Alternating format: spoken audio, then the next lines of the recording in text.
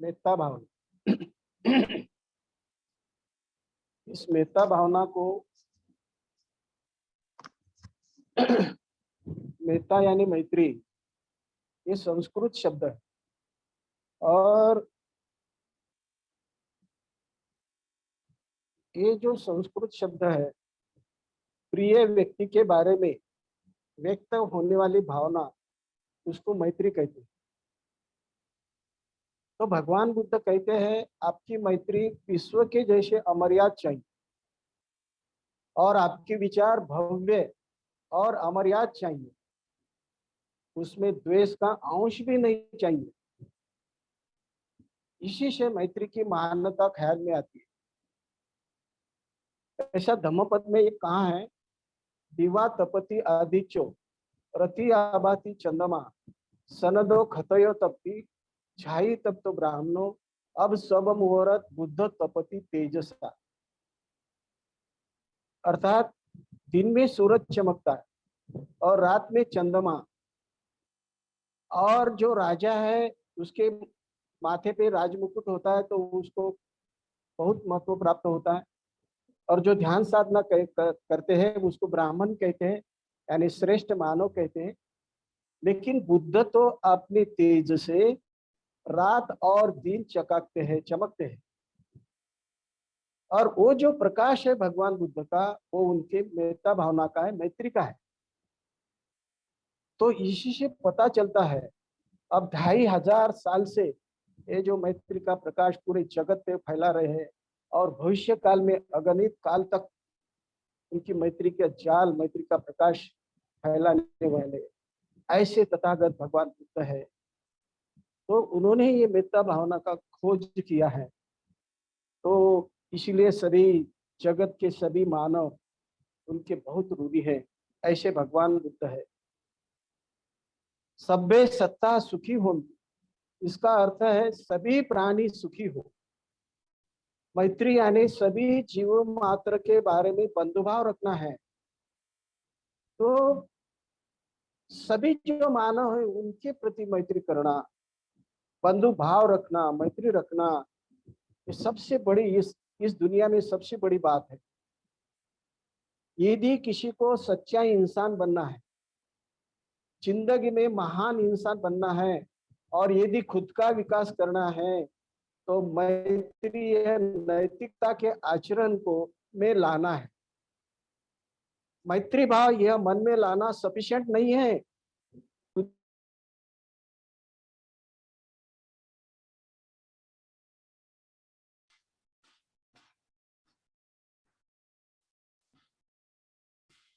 बंधुता ये तत्व से ही मैंने बौद्ध धर्म का स्वीकार किया है।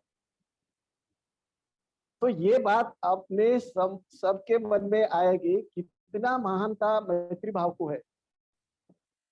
डॉक्टर बाबा साहब आम्बेडकर जी कहते हैं, ये जो बंधु भाव है, मैत्री है, भाईचारा है, इसीलिए मैंने बौद्ध धर्म का स्वीकार किया है। यानी कितनी महानता है मेत्ता भावना की, ये अपने ख्याल में आए। समता, स्वातंत्र्य, बंधुत्व, ये जो भाव है वो इंडियन कॉन्स्टिट्यूशन में दिखा है। सभी तत्व ये भगवान बुद्ध के, समता, स्वातंत्र्य और बंधुत्व। और इसीलिए इस इस कॉन्स्टिट्यूशन को, इस घटना को भी अमल बजानी करना है तो समता, स्वातंत्र्य और बंधुत्व का पालन करना है। और इसकी अमल बजावनी करने वाला व्यक्ति भी समता, स्वातंत्र्य और बंधुत्व का पालन इस तत्व का पालन करने वाला होना चाहिए। तो अब आपने कुछ सोचना है, सही में अब अमल बजावनी करने वाला इंसान जो है, जो प्राइम मिनिस्टर है, वो समता, स्वातंत्र्य, बंधुत्व का यानी किस हद तक इस्तेमाल करता है, ये सबसे बड़ी बात कॉन्स्टिट्यूशन के बारे में बहुत इंपॉर्टेंट है। जैसा बहुजन हिताय बहुजन सुखाय, इस ध्येय की पूर्ति के लिए सच्ची मैत्री की आवश्यकता है। तो भगवान बुद्ध ने तो यही संदेश दिया है, बहुजन हिताय बहुजन सुखाय के लिए पूरे जगत में बौद्ध धर्म का प्रचार और प्रसार कीजिए। और बहुजन हिताय बहुजन सुखाय, ये जो उद्देश्य है, ये जो ध्येय है, साध्य करना है तो क्या चाहिए? मैत्री भाव चाहिए, सच्ची मैत्री अपनी हृदय में चाहिए। डॉक्टर बाबा साहब आम्बेडकर जी का जो विधान है ये बहुत ही महत्वपूर्ण है। बाबा साहब जी कहते हैं धर्म समाज का नियमन कर सकेगा, धर्म ही समाज का नियमन कर सकता है, कायदा समाज का नियमन नहीं कर सकता। हम केवल मैत्री धर्म का आचरण करके विश्व में शांतता निर्माण कर सकते हैं, यही बुद्ध का मार्ग है। तो मैत्री का आचरण करना यही बुद्ध का मार्ग है। पूरे जगत में मैत्री अपन स्थापित कर सकते हैं, इसलिए मैत्री भाव ख्याल में रखना और आचरण में लाना ये बहुत इंपॉर्टेंट है। हर व्यक्ति के जीवन में सुख मिलना चाहिए, यह हर व्यक्ति की भावना रहती है और इस विश्व के सभी मानव के जीवन में यही उद्देश्य रहता है, मेरे जीवन में सुख और शांति और समाधान मिलना चाहिए। और ऐसी कुशल अवस्था मैत्री के आचरण से ही मन में प्राप्त हो सकती। तो मैत्री के आचरण से अपने जीवन में सुख शांति समाधान मिल सकता है, इसलिए मैत्री का मित्रता भाव का आचरण करना है। मित्रता भाव का आचरण करके ही अपने जीवन में सभी प्राणी के कल्याण के लिए अभिव्यक्त हो सकते हैं। संसार में सुख निर्माण करना यही सकारात्मक का उद्देश्य है।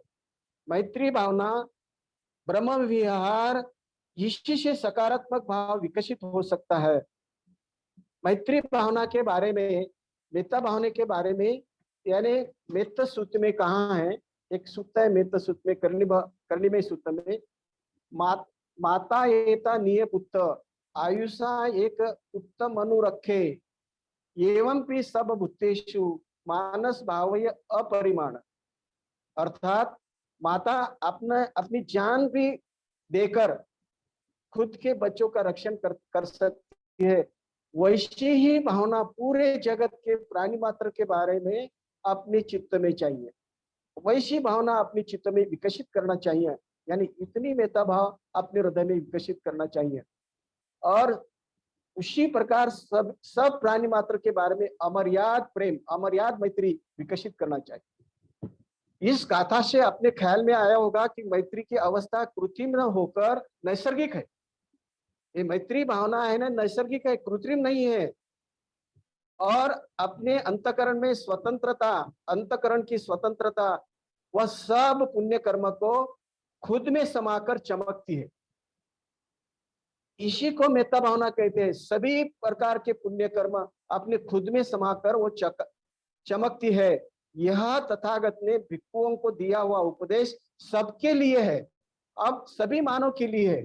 यानी जो भी पुण्य कर्म करेंगे उस पुण्य कर्म अपने हृदय में समाकर वो चमकते हैं और उसी को मेत्ता भावना कहते हैं।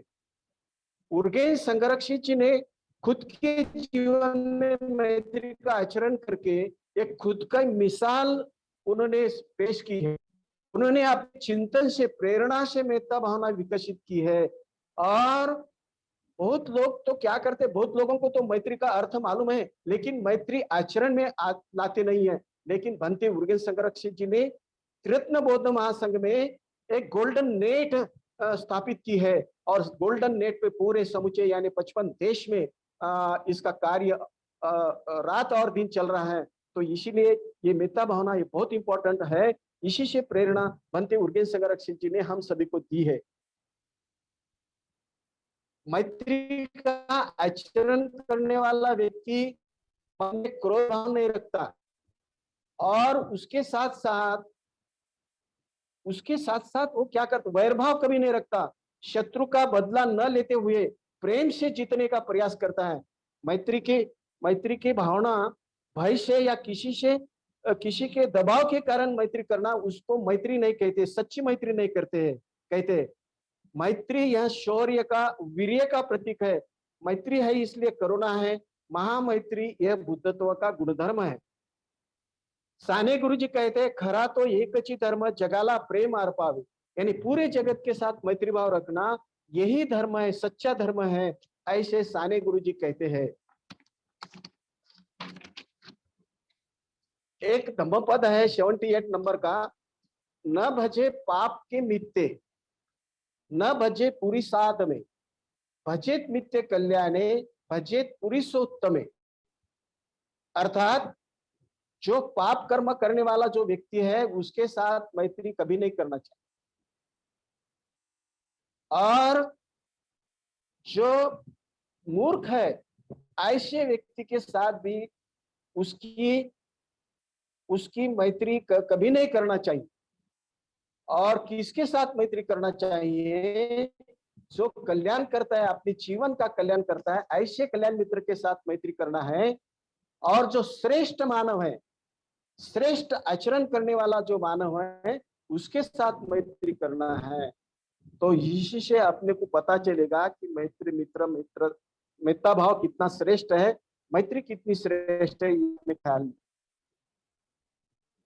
भगवान बुद्ध कहते हैं, जो खुद के और औरों के कल्याण के लिए कर्म करता है, वह सबसे श्रेष्ठ पुरुष है। देखिए मेरे प्यारे भाइयों और बहनों, जो खुद के कल्याण के लिए और औरों के कल्याण के लिए जो कर्म करता है, वही आदमी इस जगह श्रेष्ठ व्यक्ति कहलाते हैं, और उसको ही बोधिसत्व कहते हैं। तो इसी से अपने को पता चलेगा कि डॉक्टर बाबा साहब अम्बेडकर जी को बोधिसत्व क्यों कहते हैं, ये बात अपने ख्याल में आए। क्योंकि बाबा साहब जी ने खुद के कल्याण के लिए और औरों के सभी मानव के, समूचे जगत के मानव के कल्याण के लिए उन्होंने कर्म किया है, इसलिए उनको बोधिसत्व कहते हैं। 14 अक्टूबर 1956 में जब डॉक्टर बाबा साहब अम्बेडकर जी ने नागपुर मुकामी अपने को बौद्ध धर्म की दीक्षा दी, 5 लाख लोगों को बौद्ध धर्म की दीक्षा दी, और उन्होंने यानी बौद्ध धर्म अपनाने के लिए सभी को उन्होंने प्रेरित किया, और हिंदू धर्म का त्याग करके बौद्ध धर्म का स्वीकार किया। सही बोले तो बोधिसत्व डॉक्टर बाबा साहब आम्बेडकर जी ने हिंदू धर्म के ऊपर बहुत ऋण व्यक्त किया है बौद्ध धर्म का स्वीकार करके। क्योंकि क्या है, बाबा साहब जी को बचपन से ही अमानुष वर्तणूक उनको दी थी, लेकिन बाबा साहब जी ने भारत का ही धम्म, जो बौद्ध धम्म है, उसी धम्म का स्वीकार करके हिंदू धर्म के ऊपर उन्होंने उपकार किया है, ऋण व्यक्त किया है। और इसलिए बाबा साहब जी का समूचे भारत देश ने उनके ऋण व्यक्त करना चाहिए। ऐसी कृति, ऐसा कर्म डॉक्टर बाबा साहब आम्बेडकर जी ने किया है। और जो शत्रु के प्रति भी मेत्ता भावना व्यक्त करते हैं, तो यही मेत्ता भावना उन्होंने खुद के आचरण से सिद्ध किया है। खुद का एक मिसाल बोधिसत्व डॉक्टर बाबा साहब आम्बेडकर जी ने पेश किया है, यानी खुद के शत्रु के प्रति भी मेत्ता भाव करके खुद का मिसाल उन्होंने पेश किया है। मेत्ता सूत्र में कहा है, खड़े रहते वक्त, चलते वक्त, बैठते वक्त, लेटे वक्त, जब तक नींद नहीं आती तब तक क्या करना है, मेत्ता भावना करना है। और इसी को क्या कहते हैं, सर्वश्रेष्ठ मैत्री जीवन या ब्रह्म विहार कहते हैं। धर्मांतर के वक्त डॉक्टर बाबा साहब आम्बेडकर जी ने जो 22 प्रतिज्ञा दी है, और उसमें से 12वीं और 13वीं जो प्रतिज्ञा है, वो बहुत इंपॉर्टेंट है। 12वीं जो प्रतिज्ञा है कि 10 पारमिता का मैं आचरण करूंगा, वो 10 पारमिता है, शील, दान, उपेक्षा, निष्कर्म, वीर्य, शांति, सत्य, अधिष्ठान, करुणा और मैत्री। ये मैत्री का आचरण करना है। और 13वीं प्रतिज्ञा है, सभी प्राणी मात्र के बारे में दया भाव व्यक्त करना है, यानी करुणा व्यक्त करना है, मैत्री करना है। तो इसी से पता चलता है यानी मेत्ता भावना कितनी श्रेष्ठ मायने रखती है, महान, हर व्यक्ति के जीवन में बहुत ही मायने रखती है। मेत्ता भावना विकसित करने के लिए टीबीएम में मेत्ता भावना और आनापानसति, ये ध्यान साधना का सराव करते हैं। और ये संधि है सभी मानव को टीबीएम में प्रवेश करके मेत्ता भावना और आनापानसति करके समूचे जगत के बारे में मेत्ता भावना करने का एक चांस मिलता है हर एक को। भगवान बुद्ध ने प्रतिज्ञा समुत्पाद में कहा है कि कर्म का विपाक है। तो कर्म का विपाक यानी कुशल कर्म करना, यानी अपनी जिंदगी में सुख ला सकते हैं, अपने जीवन में सुख ला सकते हैं, और अकुशल कर्म करके अपने जीवन में दुख ला सकते हैं। तो ये प्रतिज्ञा समुत्पाद का जो सिद्धांत है भगवान बुद्ध जी ने जो दिया है, कर्म का विपाक है, इसलिए हर पल हर वक्त कुशल कर्म करना है। मैत्री भावना अपन खुद से विकसित करते हैं। जब खुद के ऊपर मैत्री भाव करते हैं तो आत्मविश्वास अपने जीवन में निर्माण होता है, और वही आत्मविश्वास, वही मैत्री अपन प्रिय व्यक्ति के प्रिय मित्र तक पहुंचाते हैं, और वहां से वह मैत्री तटस्थ व्यक्ति के तरफ वो मैत्री भेजते हैं, और वहां से शत्रु के प्रति मैत्री विकसित करते हैं, और बाद में समूचे जगत के प्रति मैत्री विकसित करते हैं। तो ये जो मैत्री स्टेप बाय स्टेप करने की ये जो बात है, बहुत ही अच्छी तरह से बनती है। उर्गेन संगरक्षक जी ने टीबीए में पढ़ाई है और उनका अनुसरण करके ही पूरे जगत में श्रेष्ठ मानव अपन बन सकते हैं। श्रेष्ठ मानव ही नहीं तो अपन बुद्धत्व प्राप्त कर सकते हैं। मैत्री जब दुख के सानिध्य में आती है तो करुणा निर्माण होती है। आनंद के संपर्क में मैत्री आती है तो मुदिता बन सकती है। और सभी समुचे जगत के प्राणी मात्र के सानिध्य में जब मैत्री आती आती है तो तब अपने जीवन में उपेक्षा निर्माण होती है। अपने से ज्यादा विकसित व्यक्ति है आध्यात्मिक जीवन में, उसके साथ मैत्री करने से अपनी श्रद्धा विकसित होती है। और मैत्री, करुणा, मुदिता और उपेक्षा ये 4 ब्रह्म विहार हैं। इस 4 ब्रह्म विहार को ही श्रेष्ठ मैत्री जीवन कहते हैं। तो इसलिए श्रेष्ठ मैत्री जीवन जीने के लिए अपने को ये मेता भावना विकसित करना है। मानवीय जीवन में सुख, आनंद, दुख मुक्ति, संतुष्टि, समाधान और विकास यदि चाहिए तो सर्वश्रेष्ठ मैत्री जीवन जीने का प्रयास करना चाहिए। तो इसलिए भगवान बुद्ध ने 5 चिंतन दिए हैं। उसमें का पहला चिंतन है जो बुढ़ापा आने वाला है, दूसरा चिंतन है जो आजारपन, सिकनेस आने वाला है, और तीसरा चिंतन है मृत्यु आने वाला है, और चौथा है जो प्रिय है उसको छोड़ना है, और 5वां चिंतन है केवल कर्म अपने साथ में आने वाले हैं। तो ये 5 चिंतन करके आपने जीवन को श्रेष्ठ बना सकते हैं। और यही नहीं तो अपन बुद्धत्व प्राप्त कर सकते हैं, यानी बुद्ध के मार्ग पर अपन चल सकते हैं। और ये 5 चिंतन से ही धम्म नियम से सहायभूत हो सकते हैं। और धम्म नियम के लिए स्व आसक्ति छोड़ने की प्रेरणा अपने हृदय में निर्माण हो सकती है। इसलिए ये 5 चिंतन हर पल अपन करना चाहिए। आपने ध्येय, अपना ध्येय परम सुख और निर्वाण प्राप्त करना और बोधि प्राप्ति के लिए प्रयास करना है।